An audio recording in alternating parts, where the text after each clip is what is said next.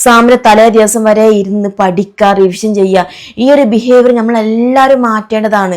എക്സാമിന്റെ ഒരു 10 days മുന്നേ നിങ്ങൾ എന്ത് ചെയ്യണം? ഈ കാര്യമൊക്കെ ചെയ്തു വെക്കണം.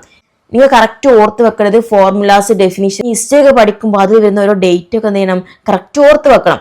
റിവിഷൻ ചെയ്യുമ്പോൾ അതുവരെയുള്ള ചാപ്റ്റേഴ്സ് ആണ് എന്ത് റീചെക്ക് ചെയ്യുന്നത്.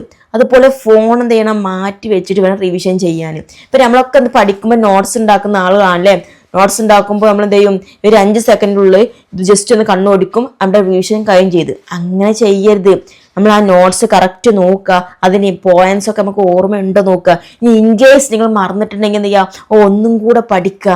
2 മാർക്കിന്റെ ക്വസ്റ്റ്യൻസ്, 5 മാർക്കിന്റെ ക്വസ്റ്റ്യൻ, 6 മാർക്കിന്റെ ക്വസ്റ്റ്യൻ ഒക്കെ എങ്ങനെയാണ് ക്വസ്റ്റ്യൻസിന് ആൻസർ ചെയ്യേണ്ടത്, അതിന്റെ ഫോർമാറ്റ് എന്തൊക്കെയാന്നുള്ളത് കറക്റ്റ് മനസ്സിലാക്കിയിട്ട് വേണം പോവാനേ. നമ്മൾ ശ്രദ്ധിക്കേണ്ടത്, നമ്മൾ എത്ര പഠിച്ചിട്ടും 3-4 റിവിഷൻ ചെയ്തിട്ടൊന്നും ഒരു കാര്യമില്ല. എക്സാം എന്നുള്ളത് എഴുതി പിടിപ്പിക്കുന്ന ഒന്നാണല്ലേ. നമ്മുടെ ആ റൈറ്റിംഗ് സ്കില്ല് ഫെയിൽഡ് ആയാലും നമ്മൾ അവിടെ എന്ത് ചെയ്യും? ഫെയിൽഡ് ആയി. അതിനാണ് പറയുന്നത് മാക്സിമം ക്വസ്റ്റ്യൻസ് എന്ത് ചെയ്യുക? നിങ്ങൾ പ്രാക്ടീസ് ചെയ്യുക. എത്രത്തോളം ക്വസ്റ്റ്യൻസ് കിട്ടുമോ ആ രീതിയിലൊക്കെ നിങ്ങൾ എന്ത് ചെയ്യുക? ക്വസ്റ്റ്യൻസ് പ്രാക്ടീസ് ചെയ്ത് തന്നെ എന്ത് ചെയ്യുക? പഠിക്കാം. അപ്പൊ ഒരു എക്സാമിന്റെ ഒരു 10 days മുന്നെങ്കിൽ നിങ്ങൾ റിവിഷൻസും പഠനമൊക്കെ സ്റ്റോപ്പ് ചെയ്തിട്ട് ബാക്കിയുള്ള ഡേയ്സിലെങ്കിലും നിങ്ങൾ എന്ത് ചെയ്യുക? ഈ ക്വസ്റ്റ്യൻസ് പ്രാക്ടീസ് ചെയ്യാൻ ഉപയോഗിക്കുക.